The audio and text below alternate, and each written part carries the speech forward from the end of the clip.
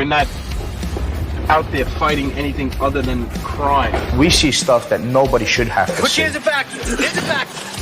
Hands it back! Go! Get out of it, Mel. Get out of it! Get out of it! Don't move! Don't move! George 31, erect out. Don't go! Put it in paper. You're going to jail. Where else do you think you're going? You're listening to The Beat, Profiles of Police Nationwide. You know, this is a mini-series that's really coming along now. It's at volume 15, which I'm happy about, because we started it with the idea, and the same thing is true for members of the fire service, that we do a lot of New York City interviews, and we'll continue to. It's great to profile the men and women of the NYPD and FDNY, but they're not the only ones with stories. There's so many more out there, including many in my own home state. As we profiled recently with former Chief Frank Ritchie of the New Haven Fire Department, as we'll profile with tonight's guest, who I'll introduce momentarily. Welcome back. If you haven't checked out the previous episode, that was a good one, very insightful one. Went back to my journalism roots with a media interview, and that was with Maria Kramer, who currently is the police bureau chief for the New York Times. She used to cover the Boston Police Department for the Boston Globe for a number of years as well. Very interesting backstory with her, and that ended up being a really, really fascinating conversation. And for those of you that saw me mention this in the beginning, I'll just mention it one more time. As you know, we lost our good buddy Rich Teamsma, retired NYPD bomb squad detective, to 9/11 illness, and we paid tribute to him at the beginning of last show. And as I said, if you haven't done so already, Rich's family is requesting that in lieu of flowers, you donate to Tunnel to Towers in his memory. So if you can, just put something forward in honor of Rich Teamsma, a great guy we lost too soon to, again, a disease that is unfortunately claiming a lot of guys and gals who were down at that pile, including some from the Connecticut State Police, as my guest, who I'll introduce momentarily, knows all too well. Shout out to everybody watching thus far. Billy Ryan, whose ad will run momentarily. Joe Maliga is here as well, and Christian Williams and everyone else. So we'll run the ads now. We'll start with MC Media Editing Services first. Need advice on how to start your podcast? Frustrated with the editing process? Can't find a voiceover guy? Hi, I'm Mike Colón, and I'm here to help. I'm the owner and founder of MC Media Editing Services, your premier consulting company for all things media, where I can offer you consulting advice on how to get started, and once you get started, editing, as well as voiceover work, all for a very reasonable price. If you want to reach me, you can contact me at 917-781-6189 or the email that you see listed here. I'm always available, and I'm always willing to help. Again, 917-781-6189. Why go to some giant consulting firm that's going to charge you an arm and a leg when you can just come to me? If you want to be stress-free, the way to go is to call MC. MC Media Editing Services, your premier consulting company. All right, one last show before we get to our summer hiatus, which I'll talk about at the end of the program. And I've been wanting to talk to my next guest for a long time, because I saw him as I was telling him off the air. It seemed like anything that was going on in Connecticut where the state police had to respond, he was right there giving the briefing. So I can remember being 5-6 years old, seeing him providing the information on it. And I gradually grew up seeing him do more of the same for any kind of event in the state of Connecticut, both major, not so major. If the state police was involved, I should say, rest assured he was probably there. And actually, before I get to him, thanks for my producer for reminding me, Billy Ryan, we have to run his ad. So I apologize for that.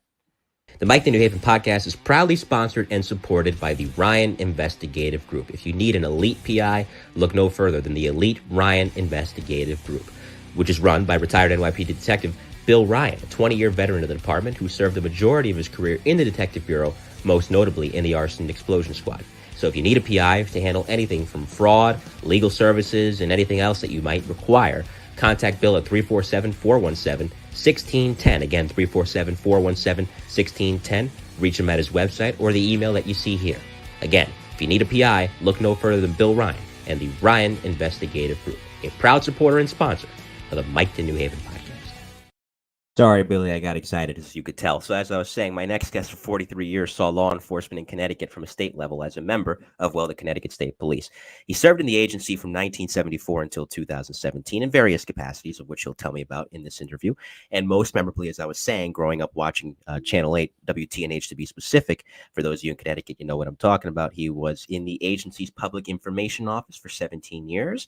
And that, for this volume 15 of The Beat, Profiles of Police Nationwide, retired Connecticut State Police Lieutenant Paul Vance. Lieutenant, welcome. How are you? Hi, good to meet you, Mike. Good to be with you. Yeah, good to have you. So, as we were talking a little bit about your background off air, you know, the emergency field started for you at 16. Before we even get to that, tell me about where you grew up. Well, I was born in New Jersey, moved very quickly to Connecticut. My parents moved to Connecticut, and I grew up in Torrington, Connecticut.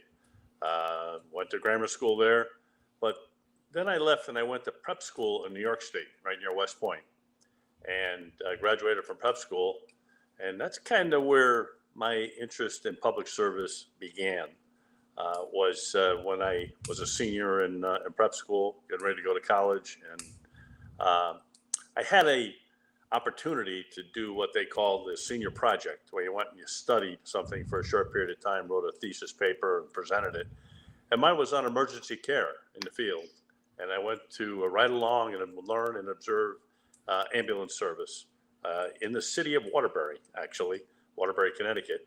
Learned a lot, loved it, graduated from prep school, went on to University of Connecticut, but went to work full-time also with an ambulance company as a 17-year-old certified EMT. So that's, as we were talking about, you, me, and producer Victor off the air, it's throwing you into the deep end of the pool. But I feel like people of that generation certainly learned how to swim very quickly.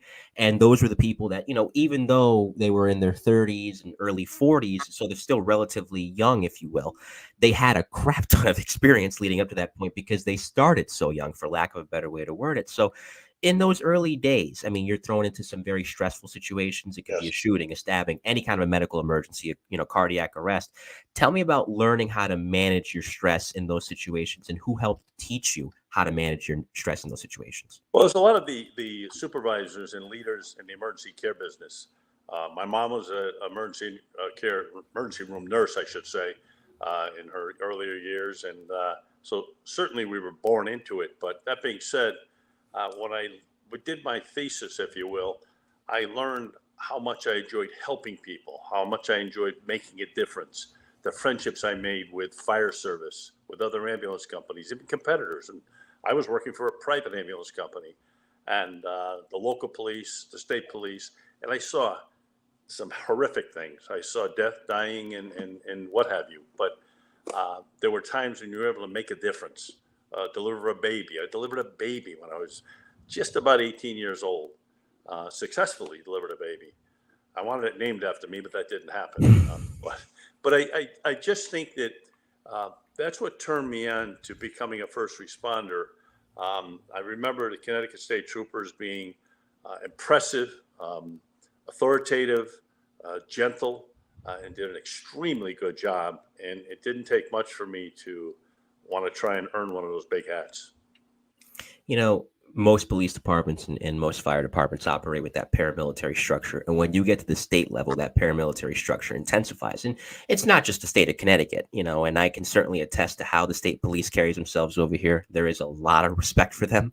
But you go any state in most parts of this country, and there's an extra level of respect for the state police, given the magnitude of their duties and given not only their scope, but again, how they carry themselves. So people have told me that academy is particularly intense, as it should be, considering the kind of job that you're going into.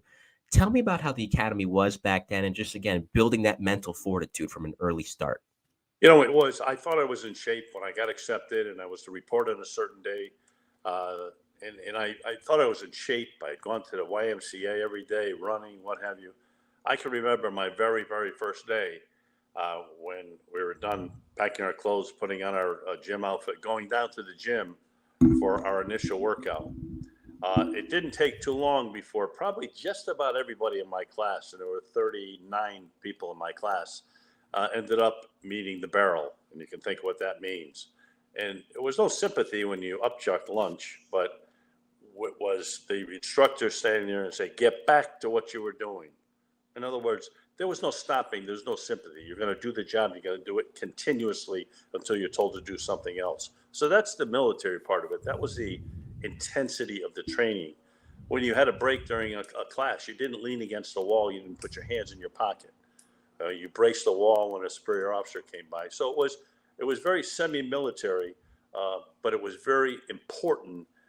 And I finally understood it eventually. It was very important when you realize why that was. Because that intensity magnified itself amazingly when you earned your hat and went out into the field to do the work.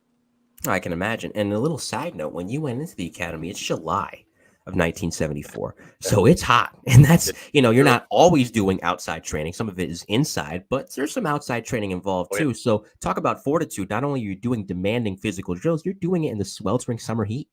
That's right. You absolutely were. And back then, believe it or not, you didn't carry water bottles with you. It was go out, do it, get it done. You could hydrate later. The other thing, which I failed to mention, I had to leave my wife at home with our newborn son, who was about, if I remember correctly, about 4.5 weeks old. And she said 2 weeks at one point in time. But that being said, that was hard to do because I put a lot of pressure on her and puts pressure on your family too. So there's a whole consolidated amount of pressure, not only in the academy, but making sure your family's okay, trying to stay in contact as much as you could with your family. But you lived at the academy and you lived there and you went home on weekends. And that dreaded Monday morning drive coming back to the academy was hard at first, but rewarding upon graduation. Oh, yeah, it's all worth it in the end. That's the important thing to think about. Whatever academy you're starting, focus on that end goal and focus on doing what you need to do to get there. We're talking with retired Connecticut State Police Lieutenant Paul Vance. For those of you in the chat that have a question, there's always a super chat, as we've highlighted before. So make sure you select it if you can, and we'll get to your question at the appropriate time. Troop L, and now, granted, as I told you off the air, I'm a lifelong New Haven resident. So those of us who've grown up in a city like New Haven or Bridgeport, Hartford, some of the grittier cities, we make the mistake of looking at other cities, quieter towns and smaller towns and cities around the state and saying, nothing happens out there. Send them to Fairhaven, send them to the heart of Bridgeport, and so on and so forth. But that's not always the case. Sometimes the places you think are quiet are actually pretty darn active. You just don't always hear about it. Doesn't always make the news. So starting out in Litchfield, tell me about, again, getting a feel for the beat, getting a feel for that out in the field intensity, and finding out, it's not all peaches and rainbows in this part of the state. Well, you got to continually learn. Quite frankly, back then there was no GPS. There was none of that. It was a map. You had a map of your patrol area and you had to learn it. So you couldn't just push it in and put it into a computer. You had to learn your patrol area because there were times when you had to respond quickly. One thing that's important about Connecticut has 169 cities and towns all total. And there are only, and don't hold me to the exact numbers now because it changes regularly, but about 70 local police departments. That means the state police cover all those other towns, and many of them are very small towns, but they're responsible for all law enforcement, responding to domestics and assaults and robberies and you name it. And when I was sent up to Litchfield, my biggest ignorance was I didn't know much about animals. Now think about that. We're up in the country, and I remember being on patrol one evening and driving 2-3 o'clock in the morning and driving down the roadway, and a deer came out in front of me, and I clipped him. He kept running, but I got out of my car. And my biggest problem was I was kind of a rookie, and I didn't want any damage to my police car, because that's a lot of paperwork when you have damage on your police car, which didn't happen. That's insignificant. But I was sent to a call one day, and this is rather silly, but to a roaming horse on a country roadway. And I found the horse. I don't know what to do with a horse, but I got it, and he let me take his bridle, and I'm holding on to his bridle. And I'll never forget this. I'm not very proud of it, but that being said, my car is about 100 yards down the road. The horse is here. How am I going to get my car, to where I got to take the horse? I took my belt off, put it on the bridle of the horse, kind of got in the car and going very, very slow. And he's kind of walking with me, which worked okay. I had to go about 100 yards. That was it. Once you know a car's got to come the other way, what do you think the horse does? He runs off with my belt. So that's silly. I was able to get him and get him off the road and what have you. But here's the city boy, trying to interact with the farm country, if you will. And you talk about some of the history up there. Myself and another trooper caught a bank robber, an armed bank robber. Never forget it. Was being chased from northwest Connecticut down into the Litchfield area, was coming right toward me. I was able to stop him with another trooper and take him at gunpoint. And, you think about Litchfield, it's a country town, northwest Connecticut. It's quiet. There were some snowstorms that I can remember. I would be on patrol on the only interstate highway going through Litchfield area on Route 8 and listening to my brother troopers down in Bridgeport. And they're going from crash to crash to crash to crash. I'm counting snowflakes. It's quiet. There's nothing going on. I mean, and most of the farmers and most of the people that live and reside in the area know that when it snows, you're going to get hit hard. Time to stay home. So those are just some of the comparisons. But I learned a lot about criminal investigation being assigned to Litchfield. You know, burglaries, robberies, assaults, you name it, and certainly accident investigation. So it was an education for me to be there. Yeah, and it's, again, it's live education. And that's not to devalue what's being taught in the academy. Obviously, it's prescient, it's important, and it's going to guide you for the rest of your career and maybe even the rest of your life, even after you retire. Those principles will never leave you. But it's dramatically different to actually experience it, because there's certain calls, and certainly you can relate to this, and anybody from a law enforcement background or emergency service background, period, can relate to this, where the book goes out the window. Not to say you disregard those tactics, but that's the book, this is the street. You got to use the gray matter between your ears. That's what we always said. You got to use this and this before you do anything that's, excessive or enforceable or needed to be done. And I think that's one of the pride things in the Connecticut State Police, even today, that troopers always want to do the right thing at the right time for the right reasons. And there are times that, you'll stop a car for going excessively fast on an interstate highway, and that's dangerous. And you walk up to it and you see it's a family, 2 or 3 young kids in their car seats, mom and dad with their seatbelts on and what have you. And, you could give them a $175 ticket at the time, or you could say to them, I'm going to give you a warning for your excessive speed. All right. But due to the fact you didn't have, for example, your seatbelt on, I'm going to cite you for not wearing your seatbelt, because that endangers not only you, but your whole family that's in the car. So you've taken enforcement action, but you've done the thing that's right at the time, because that $175 ticket could probably be someone's paycheck for that week. And so you got to use your head, like I say, your gray matter between your ears, before you make a final decision as to how you're going to handle any incident. Mm-hmm. And I feel like, and this is something I brought up with a previous guest before, that we can't lose that in the law enforcement field, that discretion. It's important. And again, procedure, that's not to say that procedure is not important or should be devalued either. They go neck and neck and they're hand in hand. But that discretion, which an officer gets, the more time they spend out in the field, I feel like is becoming a bit of a lost art now, because of the changes of the last 5-10 years. To where, again, and I harken back to a story Jack Cambria told me, the famed NYPD hostage negotiator. In his early days on patrol in Brooklyn, there was a jalopy on the road that shouldn't have been on the road. That's why it's a jalopy. Pulls it over, and he, as a rookie, just goes off on the guy. And the sergeant, rather, looks at a rookie Cambria and says, after the traffic stop, "What are you doing?" And he's like, "What?" He's like, that's a piece of junk car. He's like, "That's probably all he can afford." So when you compute that, it's like, hey, listen, at the end of the day, unless it's something egregious where it's black and white, people are people. And the police at the end of the day are the people. I always said to people that worked with me or for me, you want to treat people the way you would like to be treated. And I would always take it a step further, or the way you want your wife to be treated or your mother to be treated if they're stopped. Just think about that before you, like you say, go off on somebody. It's most of the time you can use this thing right here to calm the issue, to de-escalate the issue and keep it under control. But you got to keep yourself under control. And getting back to the academy, that's what they taught you to do every single day. To have an instructor come this close to your nose and scream at you because you made an error, whatever the error might have been, or you did something incorrectly. And you think, wow, why is he yelling at me? Well, he wants to make you mad, but he wants to make sure you don't overreact to your anger. And that's very, very important in law enforcement. Even today, it's very important for law enforcement officers and troopers and even federal agents to treat people the way you would like to be treated. And you should be safe most of the time. I think it segues perfectly into a case that I can bring up from the early portion of your career. A homicide detective once told me, in line with talking about treating people how you want to be treated, when it comes to those who have been harmed and can no longer speak for themselves, meaning homicide victims, you're now speaking for them. The Barbara Gibbons homicide is an interesting one because it kind of fits into the lore, tragic lore, albeit, of Connecticut cold cases, although this one was eventually, I believe, solved, which is good. So tell me about this particular case, what it entailed, and who she was. Well, I can tell you what occurred in brief details because it's going back a long time. But right.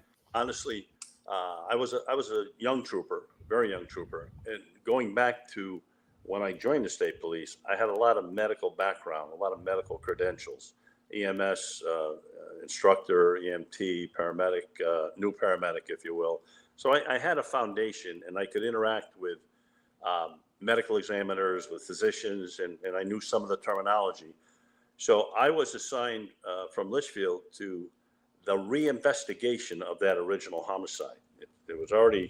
It was investigated, arrest was made, there were mistakes made, and then there was a reinvestigation. So the team that was put together for the reinvestigation, we were divided up into specific specialties, and we reinvestigated that entire case. Talk about being a fish out of water. I mean, I was brand new, if you will. I only had a couple of years in the department. I knew how to investigate, and I got my marching orders, and I did what I had to do. And I was tasked with the responsibility of speaking not only to people in the medical examiner's office, talking about autopsies, talking about evidence, talking about all kinds of different things in that case from a medical standpoint. And my job was to bring that information back to the investigation. And it would obviously, it's a big puzzle. We always call an investigation a big puzzle. And my piece, you had to fit your piece in as to what information you were able to uncover. I was so thankful that I had that opportunity. It was baptism under fire, and I was working with some very, very good homicide investigators. I didn't consider myself a homicide investigator at all, but suffice it to say, what I brought back was helpful. They gave me all kinds of accolades as to how I contributed to the case and the investigation. And it took the better part of 2 to 3 years before we finally finished it. We were done with it. And then I was sent back, believe it or not, to Litchfield to patrol for a little while before my next movement. But it was something that I felt bad for all the people in Northwest Connecticut because, every time a crime happens in some of the smaller towns, it affects the families, no question. And it affects the townspeople because these small towns, everybody knows each other. Right. And then the whole area, the whole Northwest area was impacted by it. So it was a sad case. It truly, truly was. And I was honored to be a part of it. Yeah. And at least there's a happy resolution to it. Doesn't bring the person back, but there's closure. Because what makes it worse is when there's no closure. So I wanted to bring that up, especially in recent years, the big case that everyone has talked about, both in the state and internationally for that matter, is the Fotis Doulos case involving his wife and all of that. So when you mentioned that case, when we were talking off the air, I'm like, be interesting to bring that up. And I'm glad I did. Now, the next move was Bethany. But what's interesting about Bethany is this is around the same time you get a four-legged partner. Now, having a partner to be responsible for is a lot as it is, and that's no knock on the partner. It's just you have to watch each other's back. When that partner can't talk and has 4 legs, you have to be double responsible because, well, for that very reason. So it's an honor to have a canine. They really not only become a part of your day-to-day beat as a cop, but they become part of your family. You bring them home. So just tell me about becoming a not only a handler, but I believe for a time, were you a canine instructor in addition to that, or just a handler? No, I was just a handler. I was a handler of a German Shepherd. It was fun, believe it or not. I can think any part of law enforcement is fun because a lot of times you get to play with your dog. Yes. You got to constantly train your dog. People think that a police dog is trained, and that's very, very true. But they need constant reinforcement, constant. And I got along very, very well with my canine partner, Sarge. And there were times when I would take my own kids over to a local cemetery, and one of my kids would drop their hat and go hide. And I kept the dog undercover, so the dog could not see or hear or smell or anything. Brought him out, and it would have him track and find my kids, which, again, it's just a training exercise. But there are so many instances where I was able to help people, especially like a missing person, a child in the woods, got separated from the family and I can't find the child, or a child walks away from a campsite. or even in city. I remember doing one in the city of New Haven at 2:00 in the morning, looking for a child, and walking around the block. And I thought, my dog's a dummy. He can't find her. He can't find her. What's the matter with him? He found her. The dummy here didn't know that he found her. And till about the fourth time around, and he finally took me exactly to where she was. And we'll leave that there. But there's another thing that people respect animals. They respect the dogs. And it really de-escalates things almost immediately when there's a dog on scene. I stopped the car one night, again, middle of the night, and you always had your driver's door window down. And when I got out of the car to approach the car, all 4 doors opened up. I went, this isn't going to be good. And your first command to someone that does that is get back in the car. Right. And as soon as I said that, my dog's head came out the window, and all he had to do was bark. And he started barking. In other words, he said, I'm here. I got his back. I'm here. You don't want me to come out. He was a big animal, and I'll tell you, he was a great tool. He truly was. All 4 people got back in their car. And I don't know what their intent was, and I don't want to over dramatize it, but it's just something you don't forget, and you thank him for it, and you give him an extra treat when you can, because I'm sure he saved my butt more than once that even I didn't even realize. But they're great to have. They're a great tool, and it was an honor to be selected, because not everybody can be a canine handler. You got to try out. You got to show that you have the ability, that you're able to. They used to say you could read the leash. In other words, your communication goes right down the leash, and from the dog back to you, and from you to the dog. And it just was. It was a good time in my career. I would take the dog into schools. We would go to some of the smaller schools. And I used to say, it's to break down the barrier between any child and the police. Let them know that the police really are your friend. And the dog was a bigger hit than me, as you can certainly imagine. But it was very, very successful to do that with the animal.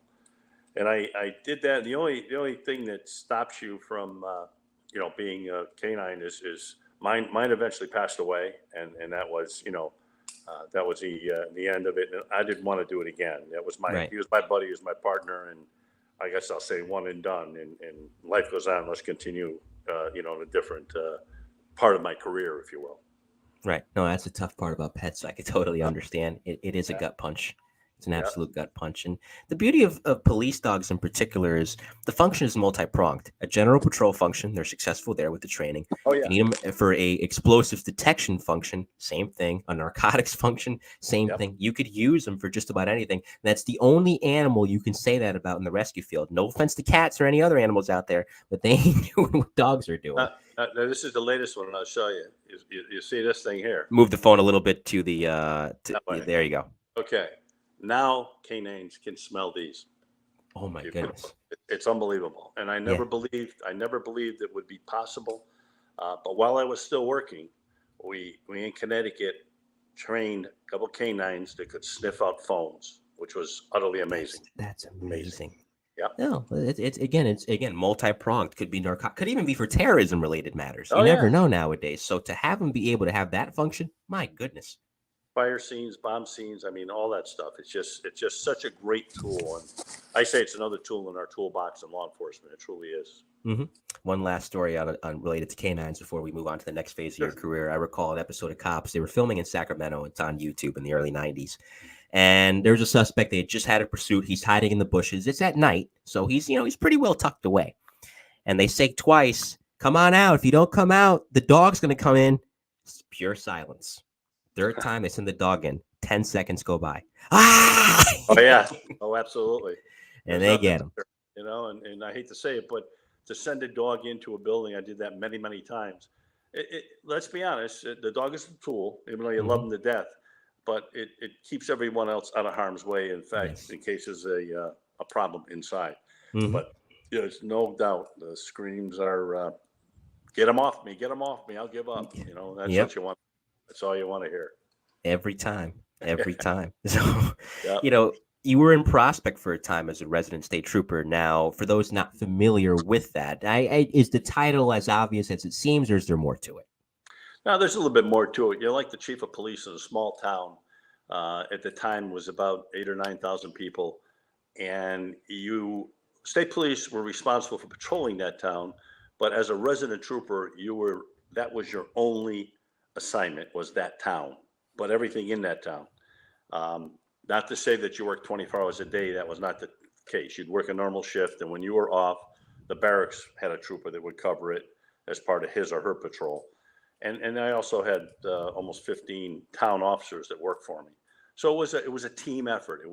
It's very, very unique in Connecticut, but it saves a lot of the smaller towns quite a bit of money because, yes, they did pay for the resident trooper to be assigned to the town, but it wasn't an exorbitant. It wasn't millions of dollars. It was, I'll say a few $1,000s and leave it at that. I don't remember what it is now, but quite frankly, it was beneficial because not only did you have the trooper, and I used to say to the mayor, if I crash my car, my cruiser, the state will give me another one. Don't worry, but you don't have to worry about it. And I used to say, if I shouldn't say this, but if I fall down tomorrow and break my leg, and I'm out for 6 months, they're going to give me another live trooper to fill in the spot, and he'll be assigned to this town. So I guess what I'm saying is it was a unique opportunity for me to not only manage the police service in the town. I did budgets, I did hiring, I did, unfortunately, no firing, but, discipline, A&O manuals, all that stuff, just like a regular full-time police department. And that was my job I did that for 16 years. I loved that job because it gave us the opportunity in that town to do things. You can think outside the box is the best way to put it. And we would think outside the box. For example, we would hold a DUI spot check around the holidays, drunk driving spot check. And I would have, 4 or 5 of the town officers with me, and we would stop, according to Supreme Court, every other car, every third car, whatever we're going to do, but it was systematic. But we also put a little addition to that. We had the press come out, which they liked being invited out to see something like this. And we had all our officers were armed with coloring books, crayons, what have you. They stopped the car with a child in it, in their car seat. Okay, they gave the child something. Even though it was a DUI spot check, we would start at 4 in the afternoon and go until 12, 1, 2 o'clock in the morning. But it was an opportunity to do 2 things. And we did arrest drunks, believe it or not. It did happen. But we were also able to, remember that barrier I talked about breaking down with the kids, Yes. build that trust, with the police officers and the children. And the press loved it too, because they're saying, I've never seen anything like this. I said, well, we do things differently. We would hold fingerprinting and come see the police department. We had a little police station and fingerprinting, and we'll give them balloons and give them all little badges to put on their chests and give them a certificate from the local ice cream parlor to get an ice cream cone for coming to say thank you to a cop. And all these things were what I call building blocks of trust, with the DARE program. I'm sure you've heard about that in Connecticut. Oh, yeah. And all these things were very, very important. But we didn't just stop there. We went to the senior citizens and we talked to them. Don't be afraid to call the police. If you have a question, a problem, an issue, and there's a lot of crime against senior citizens. And there are many times when they would say, well, what are you going to do? What you're going to do is you're going to call the police. If we can help you, that's the key word. If we can help you, we will. We will. And it just, so we did the children, we did the seniors. We tried to do everybody. We tried to be the all-service police agency in the town. And I turned down 2 promotions to stay there. That's how much I liked it. I literally did.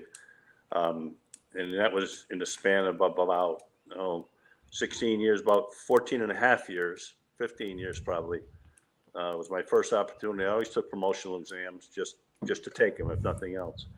And I was offered a promotion. I turned it down. Thank you very much, but to stay on top of the list. Offered it again. I said, no, thanks. I'm good. Thank you very much. And then one day my phone rang at home, and I won't tell you the content of the conversation because it was a senior command officer. And he said, Trooper Vance, are you not a smart guy? And he said it very, very distinctly. I said, probably not, sir. I probably, and he explained to me how it would benefit the agency and the people that I serve, and that my expertise, if you will, that's what he called it, would be beneficial being shared with other people. Hence, I accepted my first promotion, and I had to leave Prospect. When you get promoted, you got to leave your command and go to a new assignment.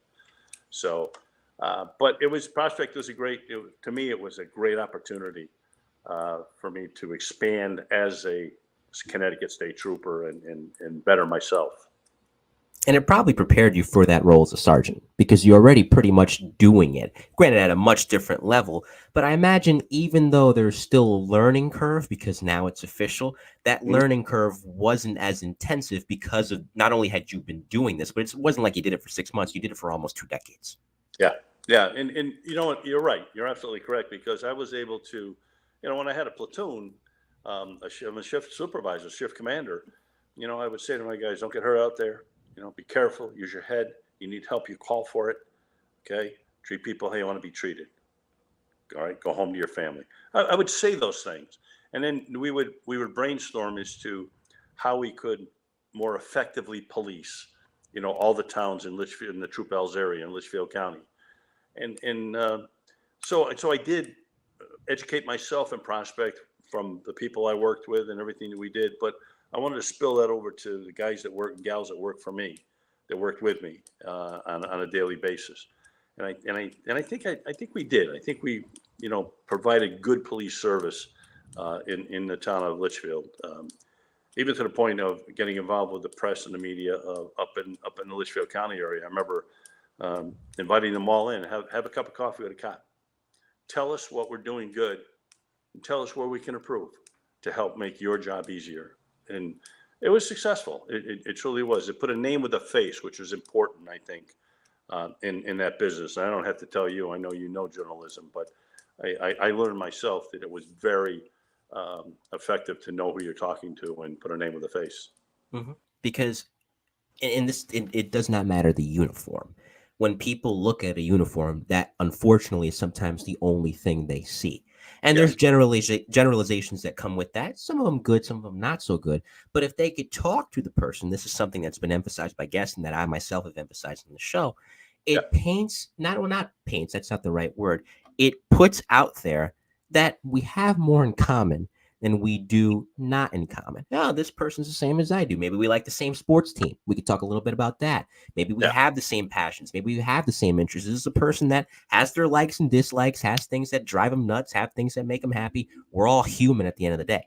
So not only can they put that name to or face to a name to a face, vice versa, but they can also break down those communicative barriers, as you were talking about earlier. And not only is there a good community bond from a professional standpoint, but friendships are even born out of that last for life. You're absolutely right, and and that's very important. The friendships you develop. Although I always said you got to treat all the members of the press equally. You can't have a favorite. The good, bad, and the ugly. But it's important that you have that communication, because we're all human. Even troopers, we make mistakes, and when I say that, we make a mistake on a press release, for example, and we put a juvenile's name in it, which you can't do by law, and you got to call up and say, I know you have it, but you have to destroy it, please. And they say, why? Because we made a mistake. It's illegal to let that name out. No problem. We'll take care of it, and they will. But I think that's that's what I mean as far as being able to say that you develop a relationship. I know when I retired, a guy showed me a retirement party. There was a member of the press that was the MC, and a friend of mine that said, I'll take care of him at the podium, and he did, and we had a ball. But I mean, that's what I mean, and to this day, we'll still be in contact with one another occasionally. How you doing? And that friendship blossomed. Nice people, very nice people. Awesome. And that's key, obviously, at the end of the day, because as my previous guest was talking about, we spent quite a few minutes on this. At the end of the day, it was the same theme. The police are the people. The people are the police. It goes back to that thing that has been emphasized throughout this conversation as well, and that's community. And before I get to the public information office, what's interesting about Connecticut, in line with what you mentioned earlier as well about small towns, is the tactical team. Now, certain cities that are big enough, for example, like New Haven, for example, Stamford, Bridgeport, they have their own tactical teams because they have the budget to afford that. Smaller police departments, not so much. Same thing with the bomb squad, although the bomb squad is primarily the state's job. It's a regional one, too, in the state, but primarily the Connecticut State Police takes the lead on EOD incidents. So with tactical, you're talking about an entirely different side of policing where there's room to negotiate sometimes on patrol, depending on the call, not so much in tactical situations. So tell me about how much of an eye-opener that was. The tactical team assignment was amazing. And I'll tell you the reason I applied for it and why they took me was because of my medical background, because I had my paramedic certification, my EMT certification, my EMSI for a number of years. And they wanted a medic. They wanted a medic on site. Now they're able to have trauma surgeons on the team. Oh, wow. Which is a step higher, a step forward. But I found it, again, another very educational, because I went to many scenes, because when there was a call out, and there weren't a lot of tactical teams in Connecticut. You know, state police had 2 tactical teams, and they would go to some of the big cities didn't even have them. But we would go in anywhere, anyone that called, and we would get there and we would do the job. And it's very, very interesting. It's not like this you see on TV, as you well know. And to hear real negotiations, to hear tactical approaches as to what's going to be next, what's, you know, how do we not escalate this but de-escalate it. I remember when I first got out, the initial training was a little frightening. We had to rappel out of the state police helicopter. Rappel. And I said, what are we doing? I'm not a big fan of jumping out of good aircraft at all in any capacity. I said, what are we doing this for? We don't have a lot of high-rise buildings that we're going to assault from the top in Connecticut, especially in our jurisdiction. And they said, because you have to do it. It's like, okay, so you do it. We would go to the fire tower. There used to be a fire tower in Hartford. And again, it was first rappel training before the helicopter. I remember standing in the window and the instructor saying, okay, step off. I said, no. Trooper, I said, step off or I'm going to push you off. I stepped off. But it was some of the scariest things I've done in my training in my career were those things. But, you know, you understand why you do them because you may have to do that. You may have to repel.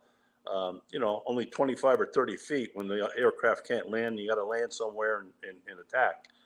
But it was a great bunch of people that I worked with. I got to tell you, the state of Connecticut was well protected with these teams because these guys were very good at what they did, whether it was you know, EOD or marksmanship or what have you. As a matter of fact, now every year there are competitions amongst the tactical teams, and there's a trophy to be had. And for a long time, the state police would say, "Yep, we got the trophy again." But now, I mean, a lot of the municipal and regional tech teams are great. Also, they get the job done, and we all work together as a team. And that's really what a tactical team is. It's a team effort to bring something to a successful, de-escalated conclusion. And I was honored to be a part of it. I truly was. I could see the excitement in you recalling it. I'm fortunate enough to have talked to several members of the NYPD Emergency Service Unit. Yeah. And so a lot of what you mentioned is something that they have emphasized as well, is that we're not cowboys. Our last resort is firing our weapons or deploying the flashbangs. This is not the A-team on television. You know, at the end of the day, we like to use that de-escalation, but we like to resolve this not only peacefully, but with effective teamwork. And that's the thing. Calm is emphasized, as we talked about, through the training in the beginning. Yes, there are situations where your stress is going to be high, but that combat awareness, that combat breathing even is key on patrol. So much so in tactical situations, because at the end of the day, the buck stops with you guys. If you guys have been called in, there's no one else after you guys. It's now you're going to call the military. You guys are it. You're absolutely correct. And that's well stated because we are kind of taking the people initially responded and secured the area. We're backing them off, and now we're coming in. And like you said, the tactical team has to make this come to a conclusion. And sometimes it takes hours I mean, 18, 24, 36 hours before something ends. But you just persevere. And these people on these teams, they're outstanding, outstanding men and women. They are. Indeed. That transitions us into the Public Information Office. Now, this is tricky in that it's not just the incident itself. It's just that everyone wants to know. And you have so many different outlets, some of them larger, like the New Haven Register, television outlets like Fox 61 or News 8 calling, some of them smaller, but everyone has a piece of the puzzle they want to get. And you can understand their role. It's their job, after all. But Sure. you're juggling the information. A lot of this stuff is still unfolding in real time. So tell me about, after so many years out in the field, transitioning to that office and juggling incidents that can be complex, not even from the standpoint of what has occurred, but getting the information out there and knowing what you shouldn't say either. Well, what's interesting is how I got that. And if you think back to my prospect days, I interacted with the press, and you didn't interact with the press without permission. Mm-hmm. I'm not saying I didn't have permission when I did it in prospect, but I can't help it if the press showed up. My point is, I had a little bit of experience dealing with the press. I was in Litchfield and got a phone call from headquarters saying that the colonel, the commander of the state police, wanted me in his office tomorrow morning at 0900 hours. Now, you don't get called to headquarters unless you did something wrong or you're going to be fired or, something dramatic. And I thought, what did I do? Okay, well, you make sure that everything's shined and everything's in order and everything looks good, and you report and stand in detention and render a salute. And I remember the colonel saying, "Sit down, trooper." And I sat down, and it was, "You're being transferred effective immediately." I said, "To where, sir?" He said, "To the Public Information Office. That's going to be your new assignment." I said, "Sir, may I ask why?" "Yeah, because I'm ordering you there." "Okay, sir, I understand. And I think you'll be a great asset. You work for," at the time, Lieutenant Carpenter was my boss. And that's how it started. I can't say I applied for the job. I was ordered to the job. And I loved the job. I truly loved the job. And I got to tell you, you bring up some of the things that, some of the problems, if you will. It was a 24-hour day job. You live with your cell phone. There are many interesting stories that go along with, with the response and the things that you did. But one of the first things that the lieutenant had me do was we brought all the press in, all the press, all the TV stations, all the newspapers, the Associated Press, you name it, all the press into a building in Hartford. And we had a seminar. I think Dr. Henry Lee was the commissioner at the time. And he's always good to have in a group because it, brought people in and they wanted to come and meet him and that type of thing. But the real true intent was to set the ground rules, to make people understand that we make mistakes. And when we make a mistake, we want to know about it. Or if we can do something better, we want you to tell us how we can do it better. And if we can do it, we'll do it. And then we turned the table around and said, here are a couple things that we'd like you as members of the press to understand that, and something simplistic, and you might think this is very minor, but it's truly not. What's happening on the highway, say there's a major accident on the highway, okay? You don't have time to be getting members of the press off the road, off the side of the road, out of the way in case another car comes down or a truck comes down out of control and wipes everybody out. It's a dangerous thing having your two legs on an interstate highway in the middle of an accident. So you don't have time to say, would you kindly move? It's like, get off of the highway. You're in danger, get off the highway now. We'll talk later, just get out, move. And those were times when, way back when troopers would probably be a little gruff about it because they didn't have time to worry about the safety of the members of the press. That's a story. And so I guess it was an education for both of us. There are a couple of things that we could do as the state police to be available, to, as you said, to explain things, to get the news out. And that was probably the baptism by fire that I had with the PIO office, because I learned a lot as to what was needed, put names with faces. And then it didn't stop there, because I made it a point to go visit, let's just say the electronic media, radio, TVs, meet with the assignment editors, do all that stuff And again, continue that conversation, continue the give and take, if you will. You go to the major newspapers and sit with the editorial board and chat with them, you know. And so we would make changes in the office. You know, we would expand. In those days, we used the fax machine to get news releases out. And I used to say to people, you write a news release, it's no good if you throw it in the outbasket. Send it out, get it out, let the people know. And that was really one of the difficult parts of public information, was you had to be timely in getting the information out. In other words, if you had an incident at, 2:00 in the afternoon, it did no good getting the information out at 9:00 the next day. You're not doing your job. 2:00 in the afternoon, you better know when their closing deadlines are for the print media. You better know when the electronic media goes on the air, so you can get that at least some information out. Get them something.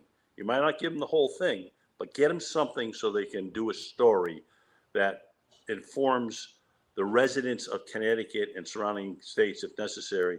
Number one, that they're safe, there's nothing to worry about. Or number two, batten down the hatches until we get you more information and we can tell you that we've got the thing under control. And that's putting it, the both sides of the coin, if you will. And it was rewarding. I went for training for a couple weeks. I've gone to New Jersey State Police, had a media relations course I took. I went to university down in Florida, where actually I was honored because the gentleman that was teaching it was looking for a teaching associate, as he called, and he offered me a part-time job as a teaching associate. And I said, no, I got a lot more to learn. And to this day, I still know the fellow and still communicate with him. But I learned a lot from people like that. And I always took media relation courses, always. If I had an opportunity for a seminar for a day somewhere, I get permission to go, and I go. So that not just me, but I had a good team in the office. I eventually assumed command when my initial lieutenant was promoted, and I got promoted. And I had a nice group of people, very knowledgeable, and they got the philosophical approach as to how we wanted to interact with the public, keeping in mind that, especially in criminal cases, you got to be very, very careful what you put out. You can't put out something that is going to endanger the case, inhibit the investigators. You want to just, the real purpose of getting something out was to give the press something to work with and let the people know that they're safe. And when I teach media relations, I used to teach media relations to law enforcement command and to fire service. And I would say to them, put yourself in the citizen's position where they live on a cul-de-sac and they come home from work and they see helicopters, ambulances, tactical teams, police, fire, ambulance, all that stuff. They're going to say, what's the question? What's going on? Am I safe? Do I need to batten down the hatches and load the shotgun, or what's the story? And that's what I use when I talk to courses. That's why I said it's important to get this stuff out to people as quickly and efficiently as you can. And there were times when, my phone would ring at 2:30 in the morning at a homicide scene, and I wouldn't be too happy, but I would get up, get dressed, and go out to that scene to do just that, to get that information out. Of course, I was probably a bear the next morning at work because I was tired, but that being said, and my folks would do the same thing. I mean, we knew that it made a difference. And it wasn't me. I was a talking head. That's all I was. I was talking for all the people that do all that work, the homicide investigators, the major crime investigators, the accident reconstruction people. I mean, the list is endless. And the other part that I learned that was very important about public information was letting people know who the state police are, what we do, what we can do, the abilities that we have. And it's not that we're bragging, it's what we have to keep you safe, what we have to help you in the time of need, whether it's our emergency services people with the boats, the dive team, the bomb squad, the helicopters, the airplanes, all that stuff. but it's here for the people of Connecticut, and sometimes for people in the surrounding states when requested. So it was a heck of a journey, and I truly enjoyed it for all the time I was there. Oh, yeah, it sounds like it. And even in tragic instances of isolated incidents, I've always distinctly remember this. In each press release that would come out for the state police, you'd get the notification of a murder-suicide. An awful situation, very traumatic situation for all involved, but there would always be that end note: there is no threat to the public at this time. Because what's the first inclination when someone hears of 2 deaths happening simultaneously? Do we have a serial killer on the loose? You don't know. Either way, it's tragic, but even that little anecdote at the end of it paints a better picture for the public and goes back to the essence of communication, which has been the theme of this podcast. I did want to touch on this very briefly. We won't get into the details of it because there's no need to, but with the tragedy of Sandy Hook in 2012, as we discussed off the air, it's one thing to have a mass casualty incident. Now, in addition to this incident, there is the scope of not just local news, but international outlets wanting to cover this and wanting to get information. Just from that standpoint alone and juggling that, tell me about the difficulties of managing something so grand. Well, I mentioned it before, and I lived by it during all the time that I was in media relations, and that is, you got to keep an even playing field with all the press. You cannot have a favorite. You can't say, I'm going to give this to CBS, but not ABC or Fox. Or everybody, even keel. And I learned that. I drummed that into my people. I drummed that into myself just to make sure. And when the Sandy Hook tragedy occurred, there were many instances when people tried to hook me into, just do a quick interview with me. I just need to ask you a few questions, and I wouldn't do it. I would make sure, because I understood that they needed information, and the people of Connecticut, as well as you said, all across the country, needed information about this tragedy. They wanted to know as much as and I wanted to give them as much as I could. But it was important that we set up specific times when I would hold a press conference. And it was the same place all the time. And I remember saying to people, my name is Lieutenant J. Paul Vance. Okay. If my name is not attached to any information you're given, then it's important to know my name is not sources. My name is not, I use all the different terminology that's utilized when things come from other sources or other places. I said, I will not lie to you. I will give you every bit of information I can, keeping in mind this is a horrible tragedy. This involves families and children, and we are going to be respectful of all that. And I did say that. And I don't remember saying it, but believe it or not, when I traveled around and talked about how we manage the media around the country, my secretary at the time found it on the internet somewhere that I had said that. And I do remember telling him that, I'm not going to do independent interviews with anybody. I'm going to do it for everybody all at once, all the time. And I think that was very important. It was very important to get accurate information out. Number one is as expeditiously as possible, but also to make sure that we were gentle because of the type of tragedy it was and the families involved. That was the most horrific thing that ever happened in my career. Yeah. And it's not just that component. It's even when things happen to troopers, and troopers are hurt, if not killed in line of duty. You were around for when Ken Hall's line of duty death occurred, for example, and something like that. His family obviously is grieving. There's a lot of information flying around in rapid time. You have to manage that because even though people want to know, there is a decorum about this. I didn't want to gloss over this before I get to the conclusion of your career. You mentioned the distribution of resources. One thing I'm sure they appreciate is after the attack on the World Trade Center in 2001, the Connecticut State Police sent quite a number of officers down to the site to help out, which I'm sure the NYPD and FDNY appreciated. As far as sending resources down there, any involvement with that or not so much? Yeah, that's another sad part of my career. But Walt Green was a trooper that worked for me.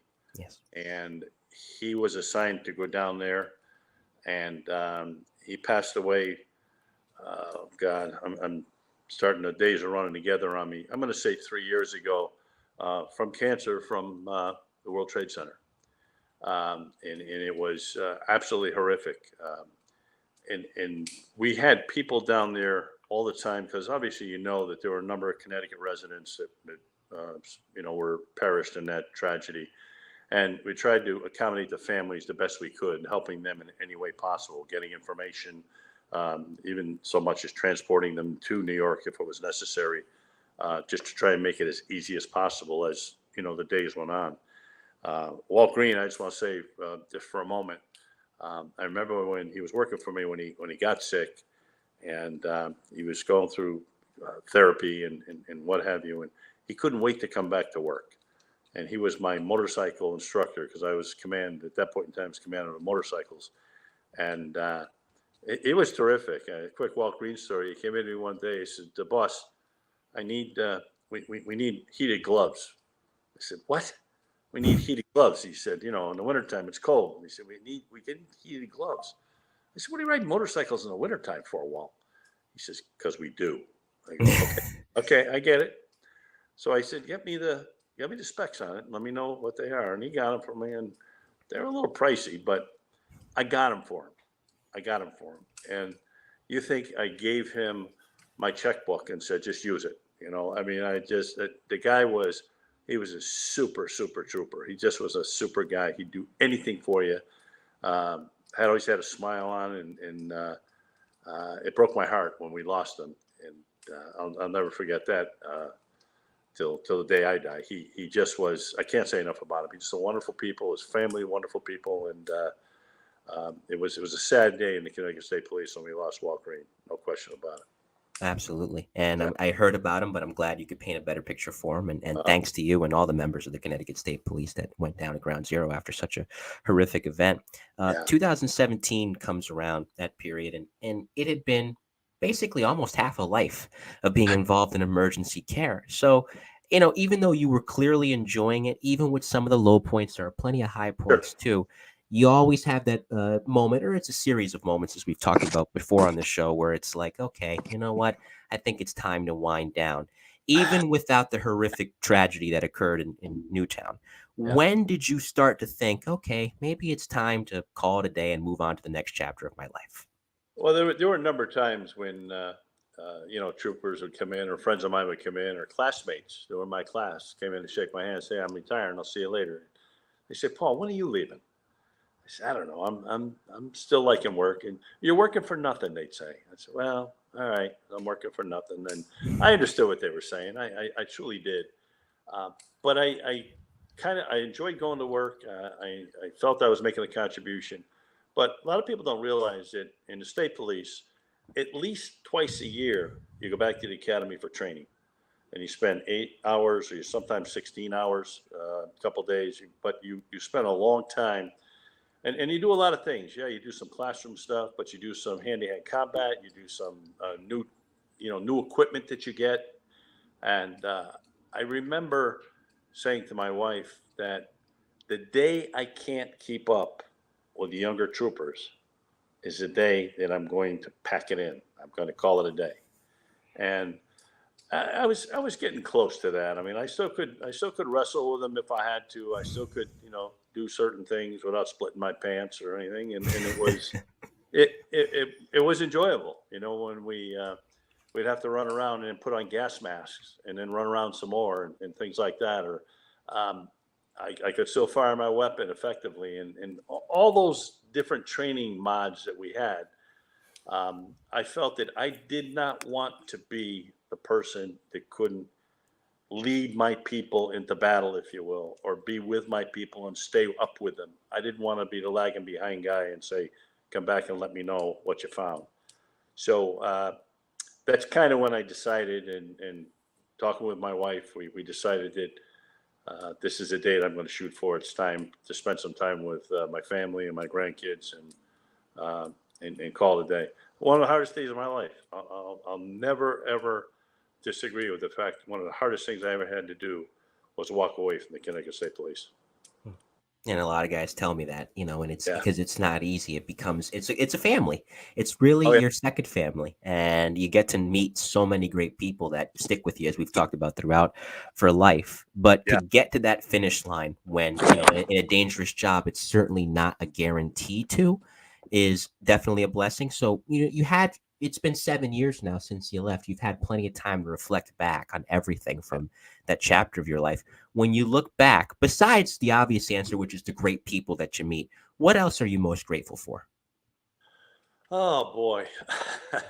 This, I think I learned so much. I learned more as a Connecticut State Trooper than I did in high school and college. I mean, there's no question in my mind. More about life, more about decisions being made, more about safety.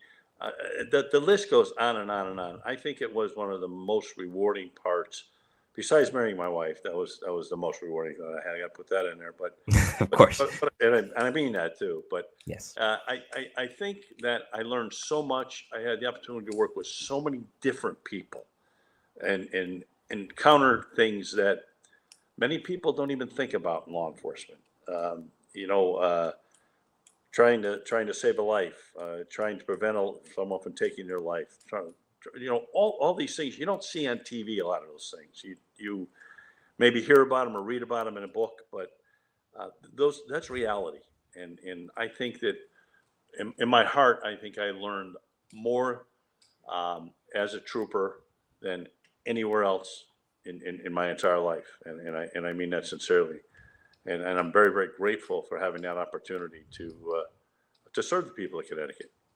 It really had a tremendous impact on my life. And one thing that talk about my wife for just 1 second. She was an ER nurse for 40 years, worked in the emergency room, Wow. and she had really tough times in the hospital. We never brought our work home, ever.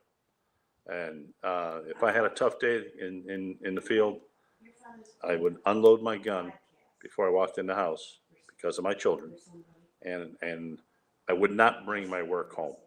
I would try not to anyway. And there was one time, which we talked about already, it was hard. I brought that home, but she had the same type of employment, if you will, and very, very seldom. I remember her coming home one night, Christmas Eve, saying she worked 3 to 11, saying there were 3 little children who were just dropped off, and the adults took off, and they abandoned the children. Christmas Eve, and she said, I wanted to bring them home. I said, you could have brought them home. He said, legally I couldn't, but she said, and so that's just an example of how we would discuss things and talk about things. She consoled me that one time when I came home and lost it, but I think that's probably, we grew together. We grew a lot together, and we learned a lot from each other. So not only my professional career, but my personal career, we both learned a lot from each other. And I think that's probably something I'm forever grateful for. Well said. Well said. And that brings us into the final segment of this podcast, which has been a great conversation with you. It's the rapid fire. 5 hit and run questions from me, 5 hit and run answers from you. They're pretty easy. And what's funny about this is it's not really rapid because the guests don't go as rapidly. So it's kind of a comedic name because there's plenty of time for an answer. But the first one is, Sure. and you can pick multiple for this, funniest call you ever responded to. This is going to sound silly, but I'll never forget it. It was in Prospect. And there was a woman that had a whole bunch of different animals, alpacas and sheep and whatever. They got out anyway. And I go over on the side street, and here's these animals, and there's this alpaca thing or whatever. I think that's how you pronounce it. And I said, all right, you gotta, I'm trying to get it to go back into the corral, if you will. And the thing spits at me. All right. And right away, you jump back, you figure, what's he going to do next? This little boy comes over. I'll never forget. This little boy and a neighbor comes over. He says, Trooper, you want me to help you? I said, no, I don't want you to get hurt. I don't want to get hurt. I forget that animal. This is Igor, and we're going to get him back in there. And he pushes him like this and puts him back in there. I'm thinking, this little kid is looking at this big, burly state trooper who's afraid of the animal because I don't know how to handle him. But it's a silly thing. But those are the things that you share as a trooper, as a police officer, as a federal agent, whatever. Those are the things you try to remember And a lot of the other things, you close the book and you forget and walk away and keep walking forward and forget them, and that's just how, my life was, if you will. But I'll never forget that little boy. He helped me on my job that day. Well, there you go. There you go. Who knows? Maybe he even became a trooper in his own right, or went into career law enforcement. You never know. The second question now, you mentioned one earlier, so we'll gloss over that one because delivering a baby rather, is pretty darn uplifting. But besides that, what's another uplifting call you went on? Oh, wow. This is medical again, but I gotta say it. Myself and the mayor, who at the time was the fire chief, responded to an unconscious male, and we did CPR together and brought him back and saved him.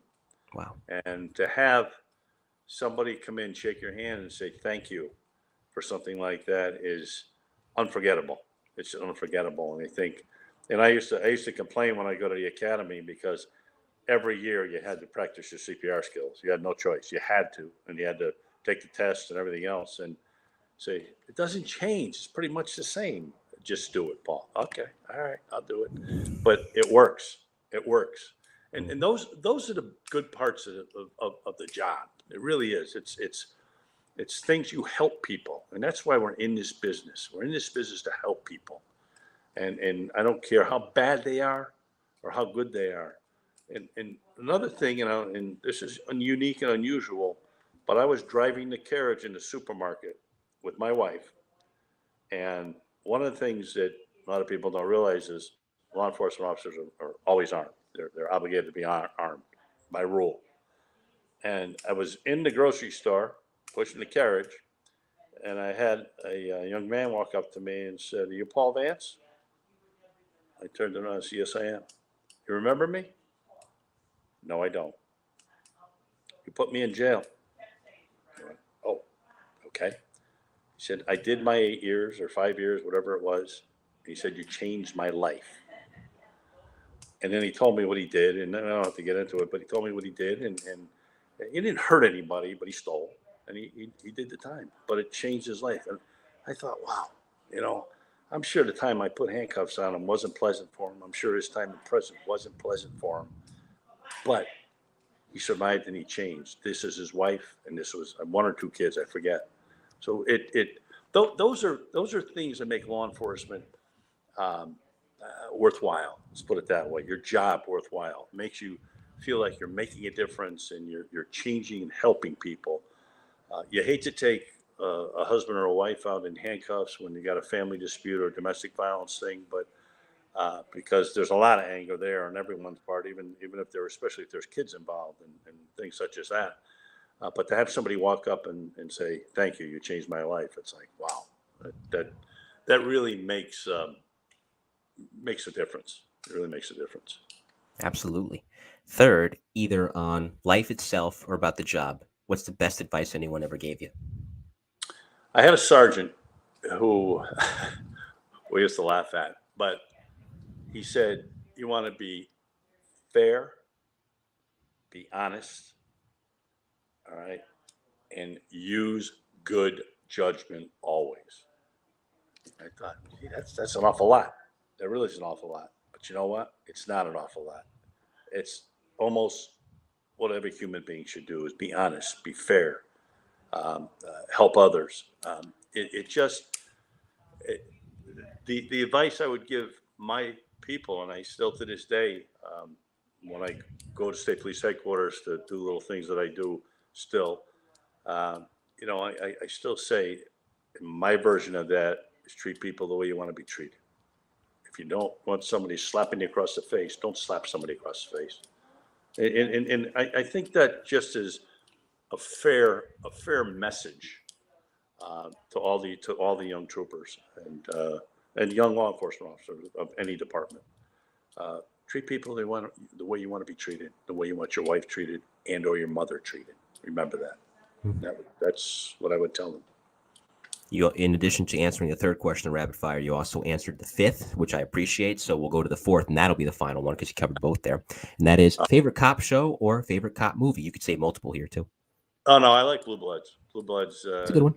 It's very, very realistic, and you know what? when I watched that show, I know it's all rehearsed, but when I watched that show, I would say to my wife as we're watching together, that's how cops should be: fair, honest, complete, helping people. And that's what they all try to do.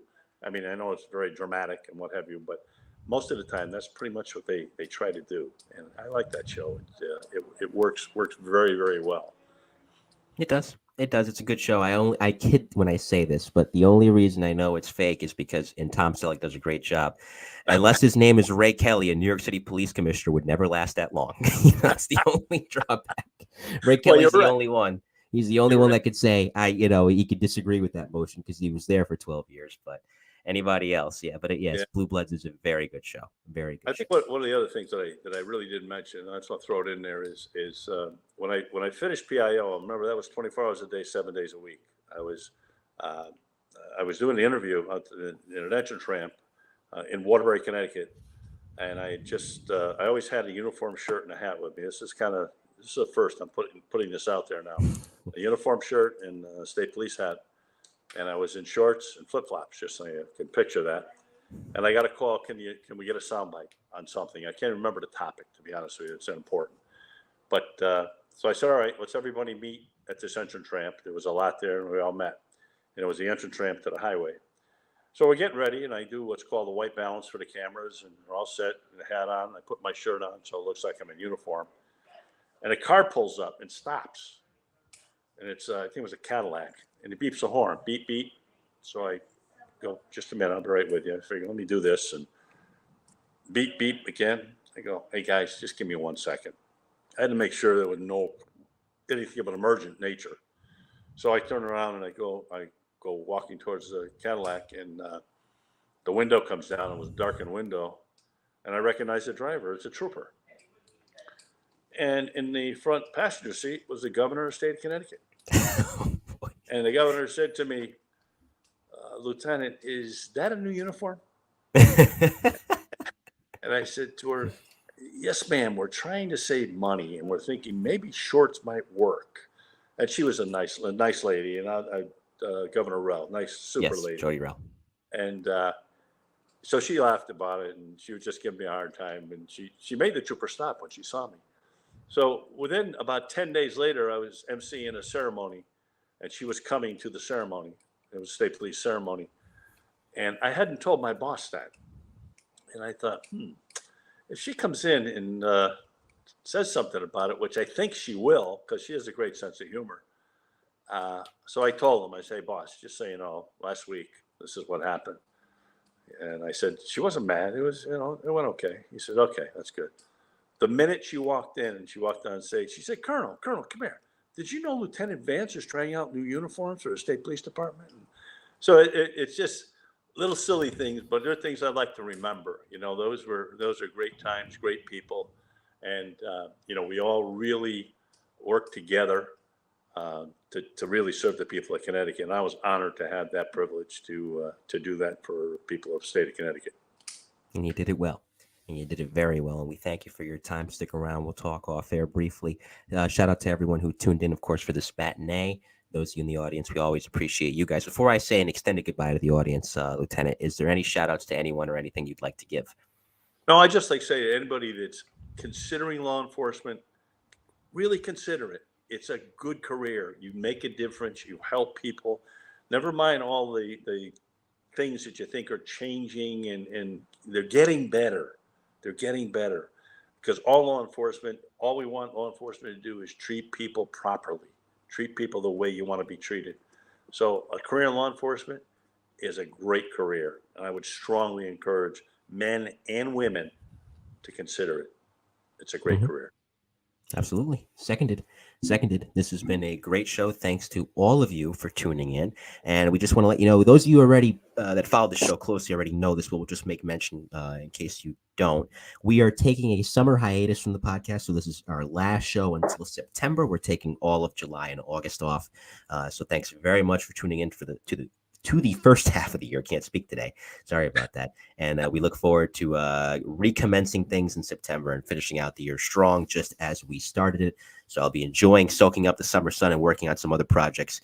Those of you that follow the show closely know what those projects are.